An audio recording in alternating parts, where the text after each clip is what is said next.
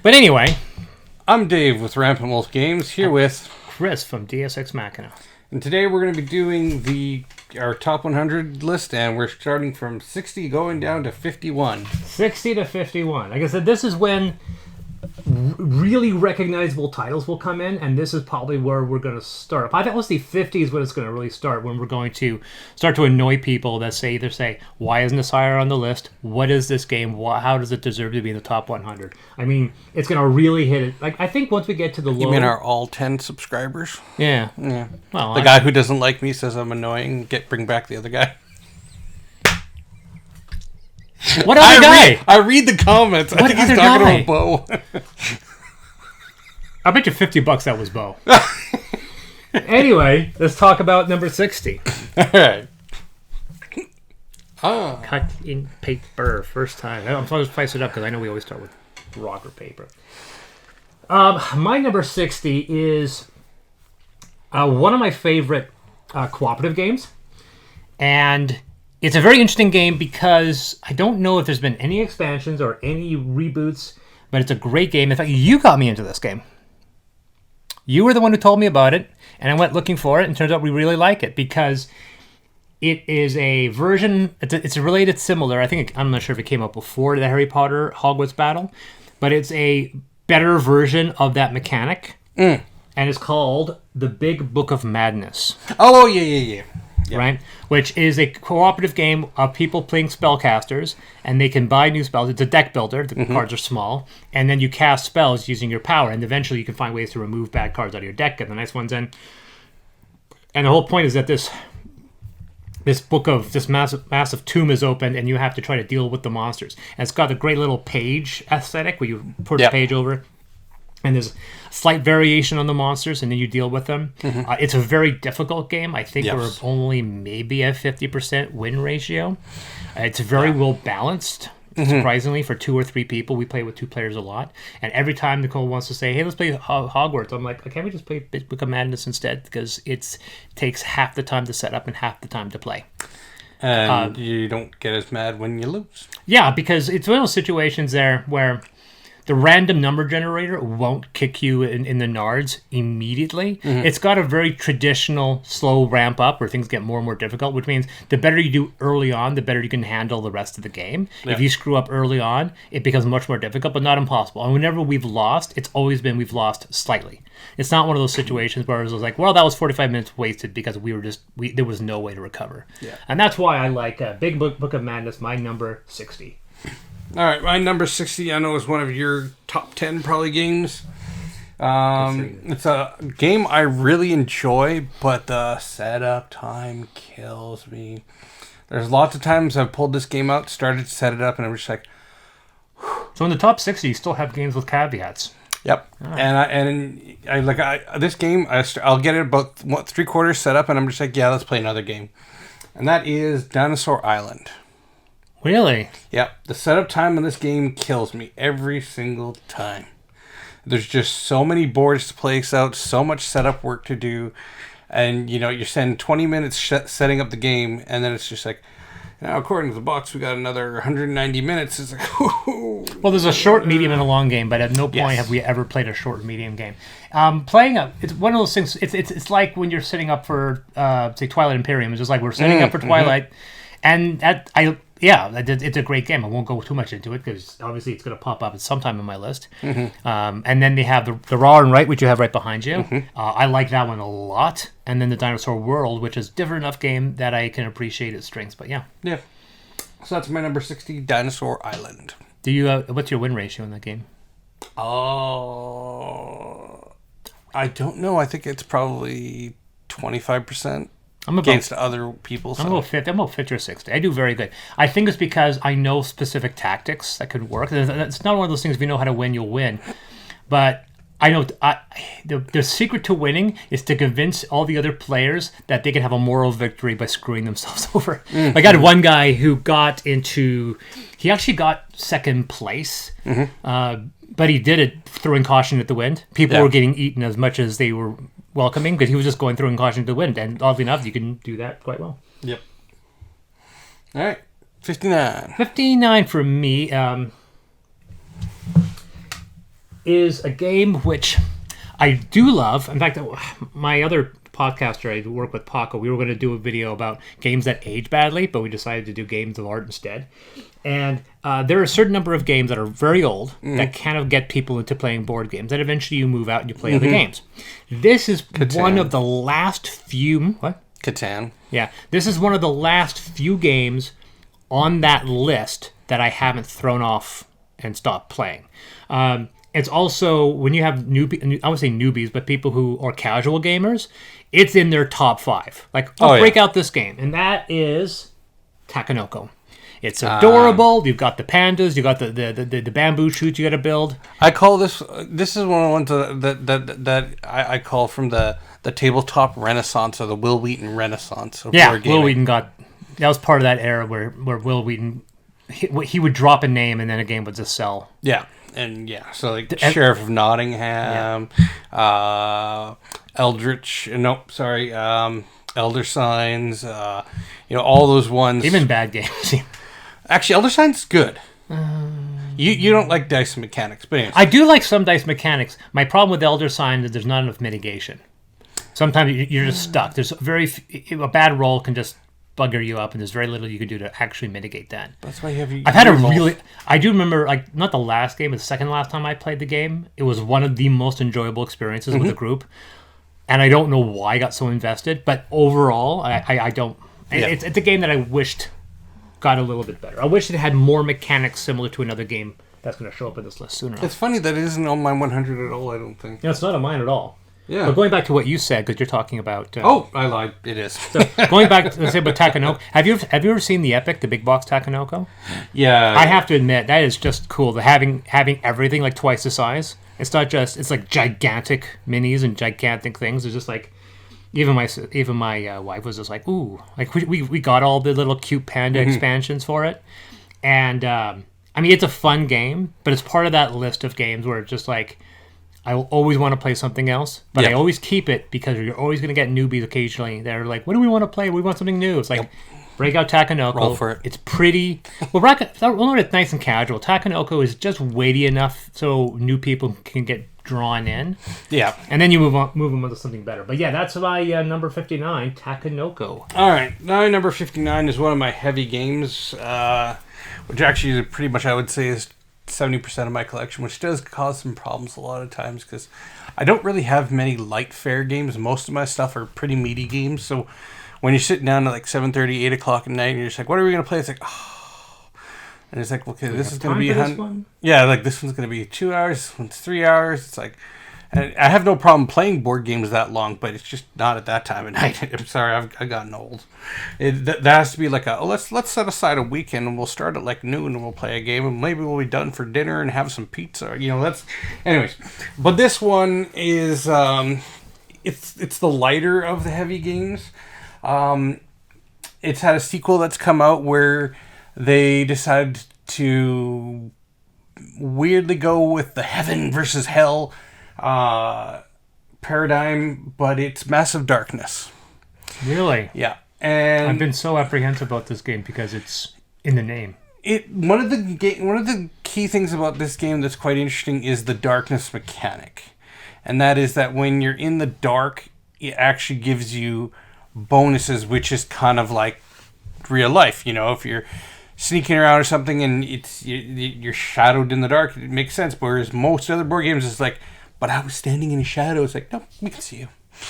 They actually make advantage of that. But the only thing that makes this game fall down is that it's not cooperative. It's versus. Oh, yeah. So it's 1v all.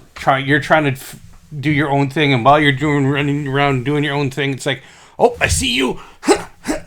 And keep doing what I'm doing, but it's just like, yeah. Yeah, I can see why. There was a couple times where I looked at that game. But ultimately we never went into it because I think the versus mode probably turned us off. Yeah. At least I think that's what I'm thinking about. If I'm wrong, not like anybody's going to call me out on it, but pretty sure that's the game I'm thinking of. There's way too many games for me to remember. So, anyways, that's my 59 mess. I could let all these games go. I know exactly how to play all these games. My number 58 is something you mentioned. What's that? The game, once again, like Takenoko is the second stage of getting somebody new into a game, yeah. and then when it comes to you want to start someone into a game quickly. If you want a fast game, if you want to Elder Sign? No, I told you Elder Sign's not on my list. Oh, okay. I think it's flawed, but I will, however, whip out Roll for It. Oh, okay. Yeah, fair enough. It's for considering it's nuzzled between games that are much more weighty, and we'll get much more weighty games as we go down the list. It for some reason it was high, and then as I added more and more titles, it kept the game further and further down.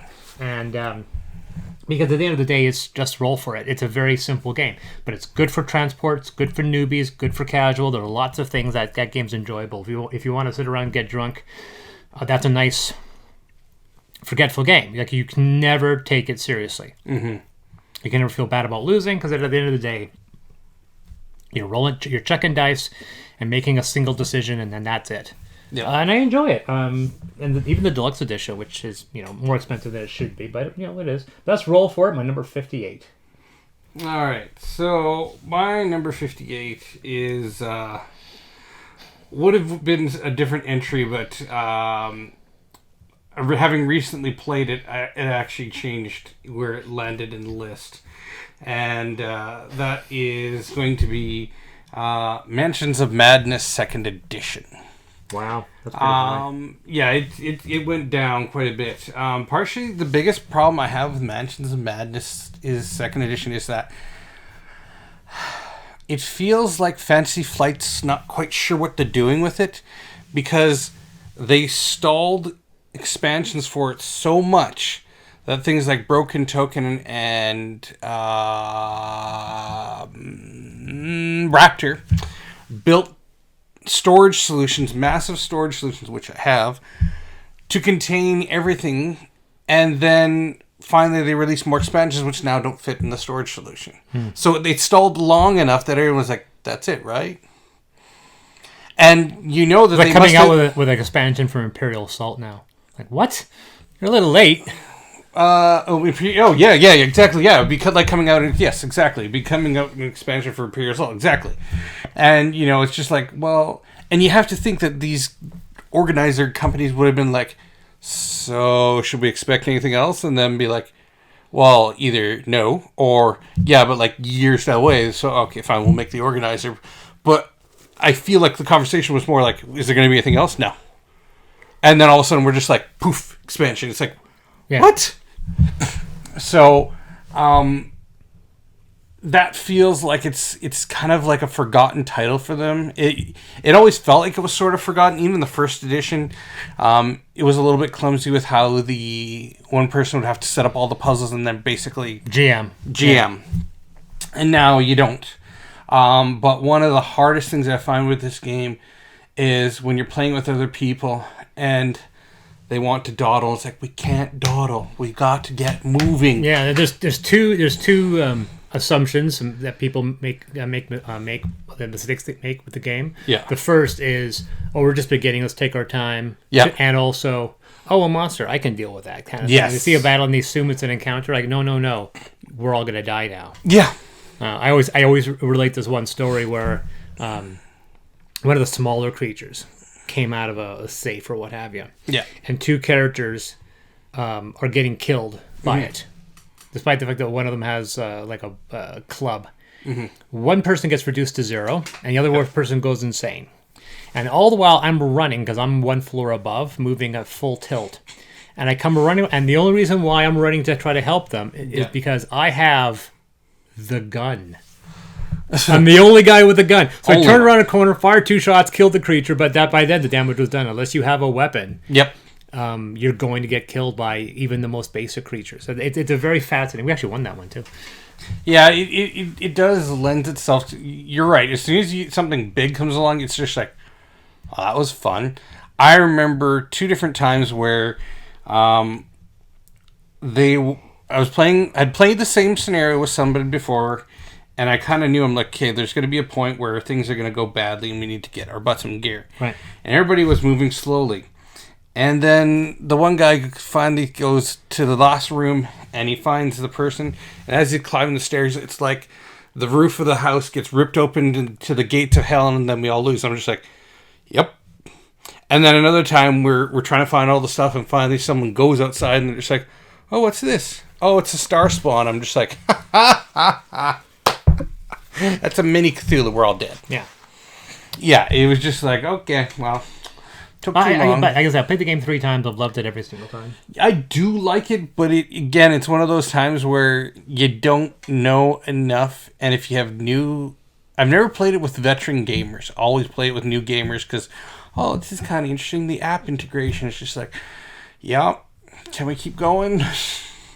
I think they get sidetracked with all the glitz and glamour. Yeah, they fall in love with the polish and they don't realize that the game is slowly encroaching Killing on you. them. Yeah, yeah. And most of the games are like shockingly difficult. Yeah, I mean that's why even the Lord of the Rings game was far too difficult, and they had to come up with an adventure mode just so you can have fun with it. Yeah. So that's my number 58, Mansions of Madness, 2nd edition. My number 57 is,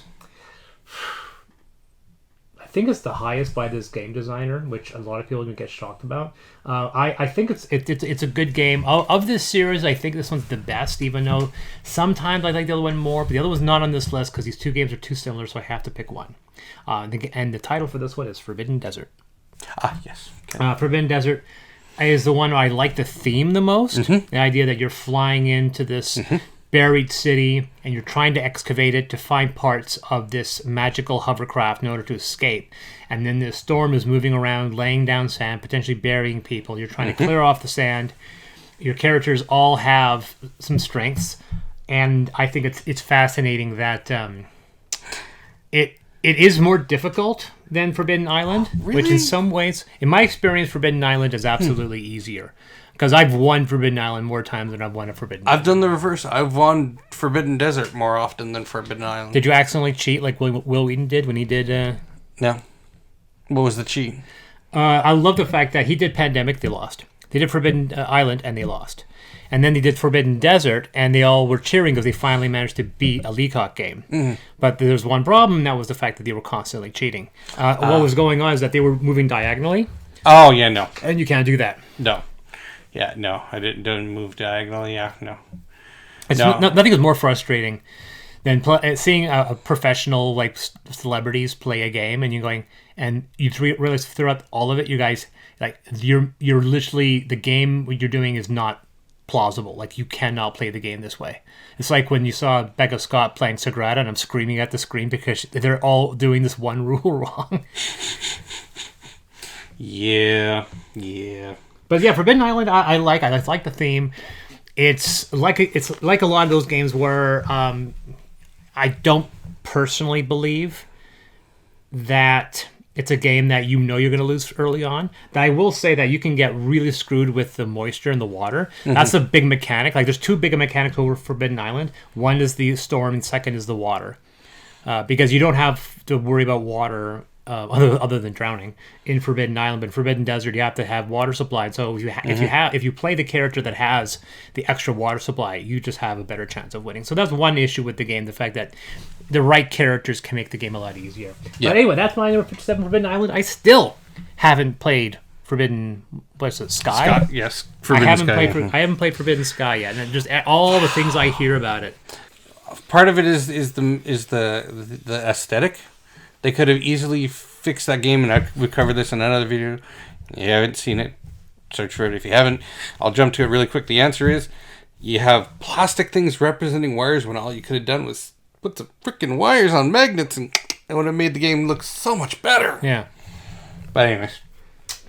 Alright, my number 57 is the best game, in my opinion, of the series of these particular games. By Ultra Pro? Yeah, Ultra Pro. Probably because the artwork is the least horrible. Oh! All the rest of them, the artwork is... Actually, no, the one other game has a decent artwork, but all the rest of them are horrendous. I think I've gotten to the one you like? And that is Legendary Encounters Alien. Okay, I was right. Yeah. Because I know all the other ones have awful artwork, but the Alien one doesn't. So I knew Predator isn't too bad. Once you said Ultra Pro, I was just like, okay, so there's literally only one good game they make. Yeah, pretty much. So yeah, this one I enjoy. I can playing it. Have a lot of fun. I enjoy how the mechanics work. You feel the depression playing the game when you flip over that alien and it's something bad which pulls something else, and you're like, Yeah. and you're getting your butt kicked. So that's my number 57, Legendary Encounters Alien. It is the oldest game that's been on my wish list. Like, I have a constantly evolving wish list in the various store pages, like Board Game Geek and so forth. Sorry, Board Game Bliss.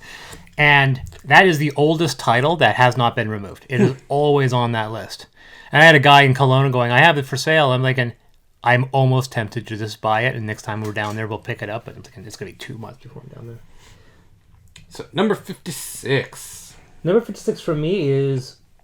I'm trying to think if there are any other... Yeah, there are a couple games still left on my list that's going to make people go, why? Or get games like people don't talk about. And this is probably one of my favorite cooperative... There's a lot more cooperative games still coming, but I like this one because of what it is, because of how it's made. It's cheap. You can buy this game for under $40.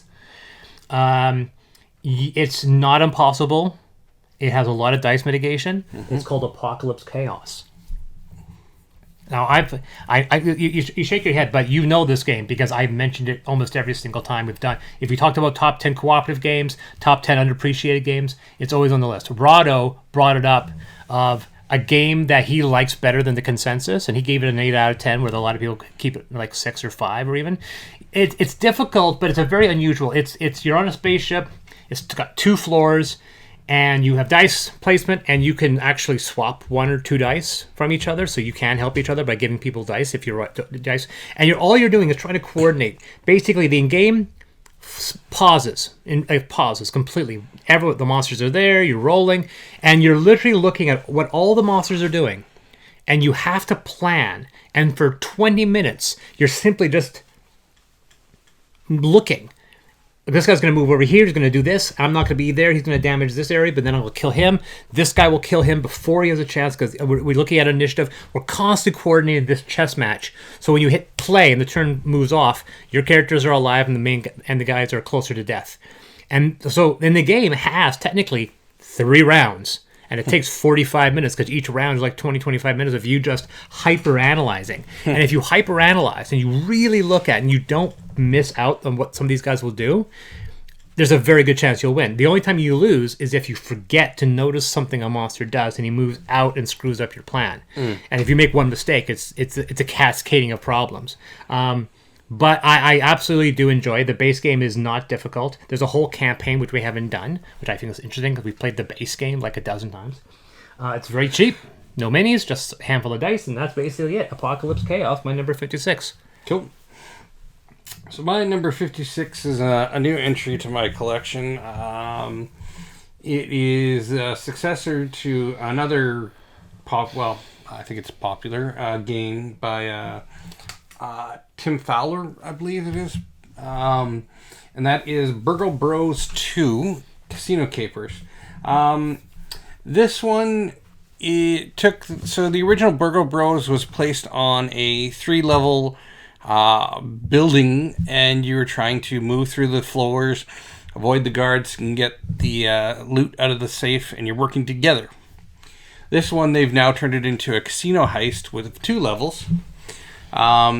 Complete with the whole fact of the actual board game box being the 2nd level and actually gets suspended on stilts. That came with the box and everything else. Hey. The production quality left a little bit to be desired. Stuff was a little bit shoddy on its work. I don't think they tested this game box mechanic very well before it came out. It does seem to scratch the itch for the heist type of game, but it doesn't feel as daunting as the first one did, probably because there isn't that extra floor to deal with. And they also introduced some interesting things, like now you run into certain patrons in the casino triggered by certain events, and they can cause different effects, which is kind of interesting. So yeah, that's my number 56, Burgle Bros 2. Trying to check if this is... For number 55, Will Wheaton has often said, going back talking about him, that there are 4 pillars of core Eurogaming, right? And this started kind of the renaissance, people have often said, and they've credited several games. You know what those games are? Or would you... Catan, probably It's according to Will Wheaton. And I would probably argue... You can argue, I'm talking about one that Will Wheaton has specifically said.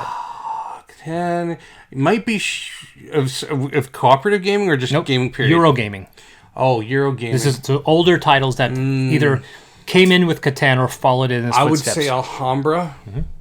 And then probably... Oh, the fourth one is going to be... You know it. I know. Dominion. No. No. Dominion's too old. It's too new in comparison. Ticket to Ride. Right. Dang. However, you did name my number 55, and that's Alhambra.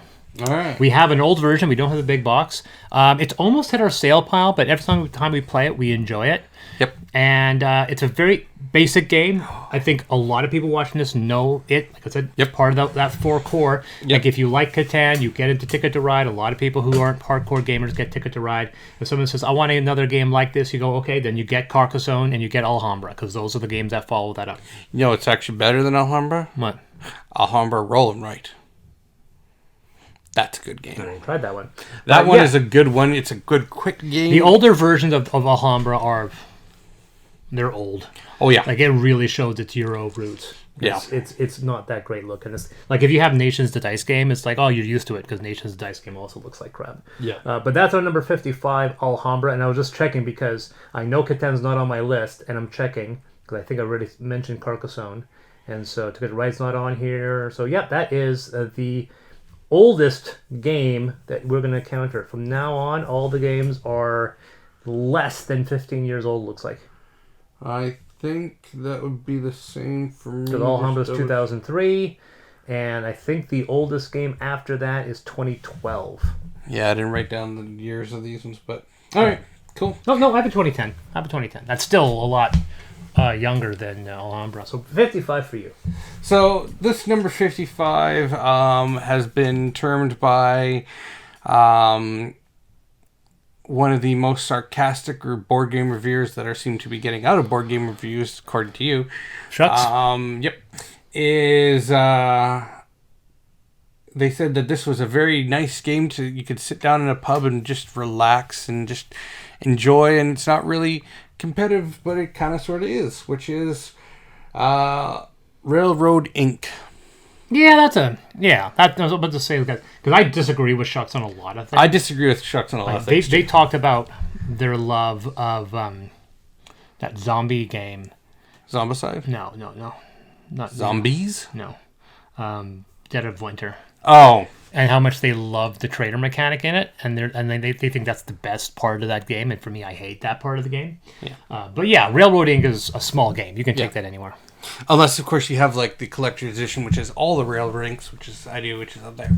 But yeah, you can pop one of them out. I had written off Rolled and Rights, and then I played one finally. I was like, oh, okay. Yeah. And they're not so bad. I was the same way. I really didn't care for them, and then now I am. I think I was just belligerent. I was the same way. I have very many. They're actually all in the same area. You got me. We played Railroading that one time, right? Yep. With my wife? I think so. And then I got Floor Plan. I got Welcome to. I got Alhambra Roll and Write. I can see us getting a few more. Yeah. Yeah. It's the thing I find with the detraction for Roll and Writes for me is that. This game is now one less. But what if I want to play that later? I don't have those papers. It's like when we got the Raw and Write. We played Raw and Write. It's like, we have a limited number of games, and it goes like, yes, we only have 200 of them. It's like, yeah, we're gonna be bored of this title way. It's not like we're immortal. It's like we're stuck on a treasure island. Like, oh no, we're gonna Forbidden Island. We're like, oh my god, we're gonna run out of the Raw and Writes because we're stuck and we have nothing else to do. Yeah, exactly. So, yeah. So that's my number 55. Very relaxing. A lot of times when we play this game, we turn on like some smooth jazz in the background. We play with the people. It's just like, All right. Yeah, I gotta tell you, Ron Wright doesn't do that. It's not. It's a good game, but not nearly as. Yeah, as we haven't got into Roar and Write just because all the videos we've seen of it sucked. So that's 55. Move on. 54. Oh. Yeah, 54. 54. 54 with me. 54 with me. I can't remember if you mentioned this game. This might be a symmetry, because I think yours is higher, because I think you might have mentioned it. If not, it probably get mentioned again. And that is Mystic Vale. Yes, I did mention it was my number. Yeah, it was high up on the list. 69. Not much more to say. It's the idea of card building mechanic, which they've played with a lot of other titles. Yep. Nicole, I'm trying to remember if Nicole saw the game or she saw you play with it. Probably and she fell right in love with the concept. It took us a while to get it, and now she absolutely loves the game, even though she has never won it.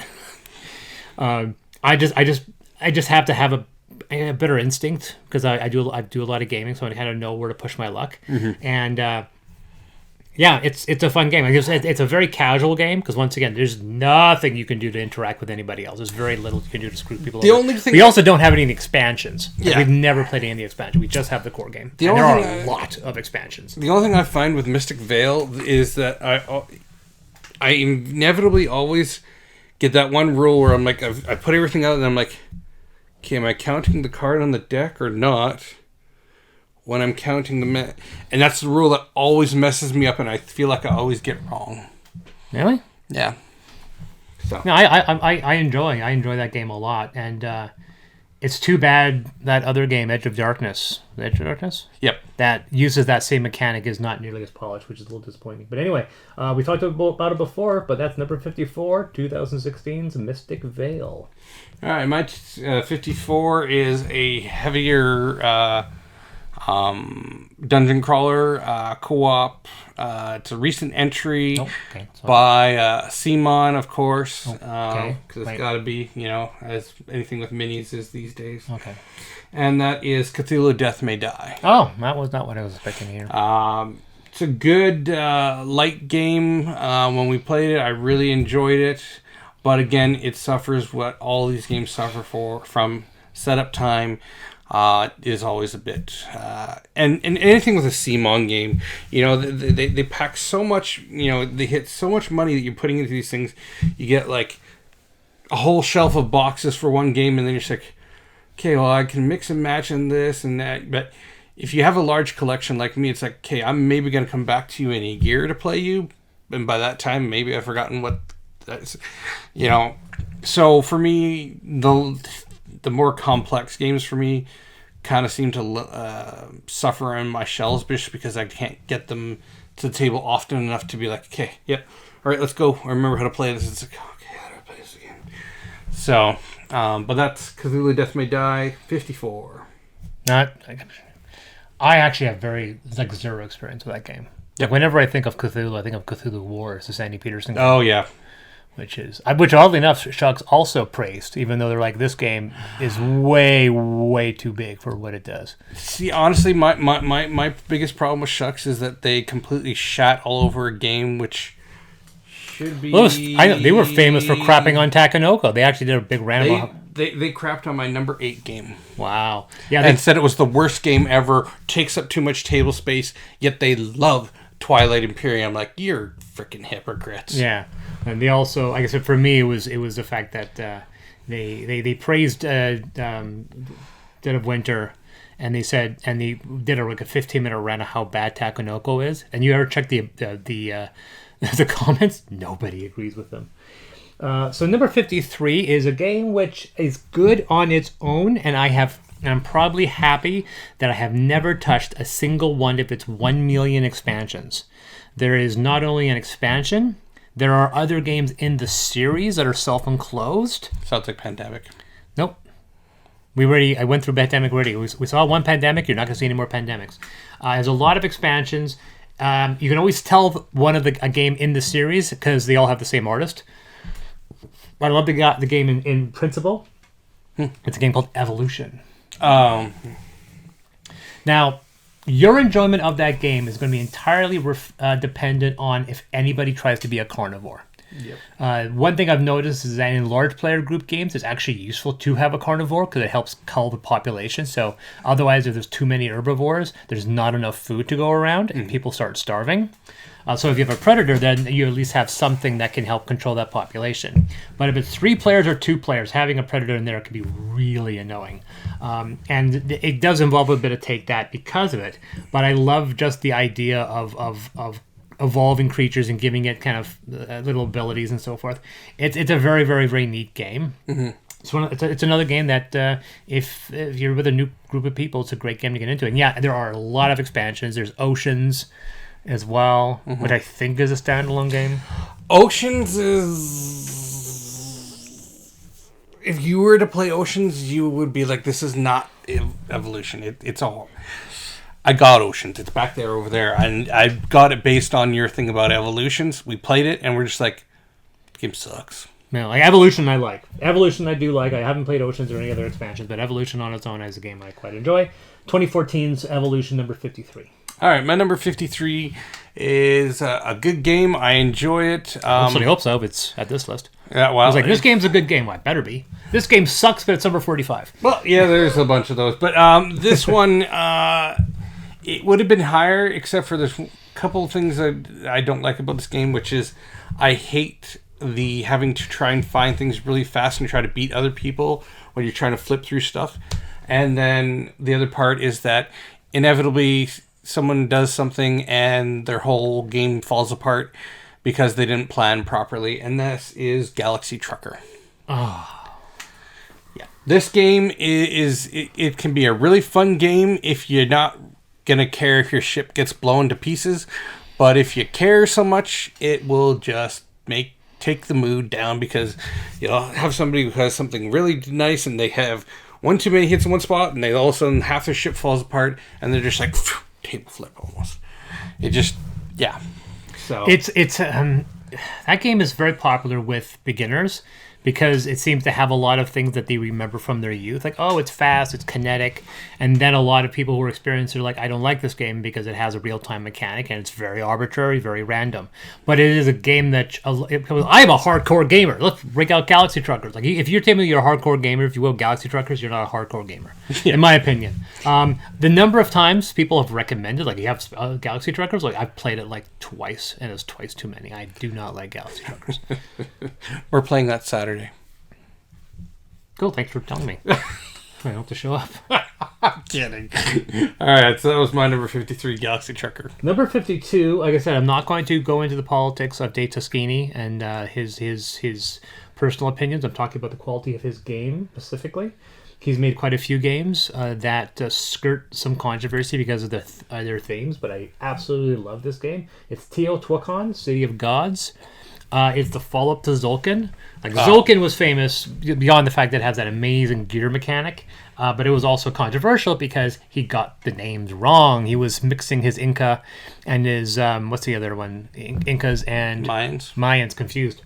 And Teotihuacan is a bit more. Oh, I know what you're talking about. It's a lot more respectful, and it doesn't have a lot of gimmicks. Like, it doesn't have the gear gimmick, but it does over the course of the game. You are building the temple, and you got these juicy stone tiles that you start stacking up, and then you can make the steps. And as you do that, and I love the fact that you can play the game and ignore that. There's tons of things you can do. There's a great character mechanic. You're moving things back and forth. However, it's a game like the first time we played it, we realized we weren't doing things right. And we both kind of sucked at it. And we both decided we wanted to play the game again. And then it just clicked. And I just like, oh. It's like that meme with the person with the math equations. I just figured it out and I walked away with the game. It was such an enjoyable experience because it's a game there that is complex enough that someone like me can kind of piece it apart and kind of figure out the strategy from looking at the display. It's a very busy map, but I do enjoy it. That's Teotihuacan, City of Gods, 2018. Gotcha. All right, my 52 is not going to be talked about that much because we've already talked about it. Pretty sure. Which is Roll For It. Yeah, we just did on this list. I was going to say... We were just talking about our previous video is how 4, because we had 2 on the same top 10, and I made a prediction that was going to be the only time we're going to have 2 titles that close up, and here we go again. Only 8 away, or 7 away, so that's pretty good. Yeah, so that's Roll For It, 52. Yeah, it's a great game. All right. Smashes. Take it away for 51. 51 is a game that, oh my. It's one of those games that you saw it and I was like, that's mine. It's a game that you look at and go, 9 times out of 10, you're like, oh, I know exactly how to play this game. Turns out it's a little bit more tricky than that. But I loved its dimension. I loved the fact that it breaks a style. You don't have a board to play with. It's a game called Planet. Planet. I saw that and I was just like, please don't suck. Please don't suck. The whole idea is that everybody has a dodecahedron about yay big. And it's got magnets on it. And you have all of these dodecahedron hexagonal tiles lined up, and they're all split into 3 little zones. Mm-hmm. And then there's a bunch of cards as well that you can claim. Mm-hmm. Now, the whole idea of the game is you're supposed to grab one of these and start making arrangements. And because it's 3-dimensional, you can create patterns by looping things around, and suddenly you realize, oh my god, I'm not going to be able to make this ability because it's moving around. And if you're smart, you can start coordinating things. And when you can have an arrangement that makes sense, you can claim that card that matches your arrangement. And you're constantly doing this as the number of tiles goes down and down and down. And at the end of the game, you will have your own little unique planet with different. And obviously, it's a artistic planet because it is a dodecahedron, not a perfect sphere. But I love the fact that you have to pick it up, you have to constantly move back and forth to see where you're going to put the next tile and go, that's the tile I need, but I can use that tile on the other side, so I'll work with it the best I can. It's a game where if you don't kind of think that far ahead, you can get screwed over. But I love the simplicity of it, right? And the fact that everybody has their own 3-dimensional planet that you can move around and stuff. I love it. Number 51, Planet. So my number 51 is by a company that has... They realized they had a good thing with collector's edition games, and their price points suck. This was the only one that I backed because I really enjoyed the base game, and the collector's edition is, in my opinion, the actual definitive version of the game. You should play the collector's edition, not the other ones, because it's just so much better. And that company is Bezier Games, and this is Suburbia. Oh, there's a game I want to play. Yeah. So it's I know the guy who designed the graphics for that game. Which one, the original or the collector's? Because the collector's edition, the graphics are all different. The old one. Yeah. So it really is the definitive edition. I love the fact that I can pull out a Canadian city called Vancouver and use that as my city to build off of. That just makes a little bit of, home pride for me. Looking at the deluxe version, it's like, it's a damn good looking game. It is. But it's damn expensive. Oh, yes. It's like over $100. And that's the same thing with their collector's edition of Palace of Mad King Ludwig. Yeah. Wanted to get that one because I like Palace of Mad King, but the price point, oof. But yeah, and unlike, in the case of Palace, I don't think you're really gaining much. No. If you have the game, it's like, I must have the collector edition. But you can have the twice as big tiles. Yeah, they're milking it. The game's footprint's big enough as it is. It is, yeah. So that's my number 51, Suburbia. Yeah, so that won't be on my list because I haven't played it. But anyway, that's pretty good. That's number 60 to 51. I have been Chris. And I've been Dave. And remember, the rules are just a suggestion. Play the game the way you want to play it. So if you get the first section, suggestion, then I can do the rest because I can't get the word suggestion out of my mouth.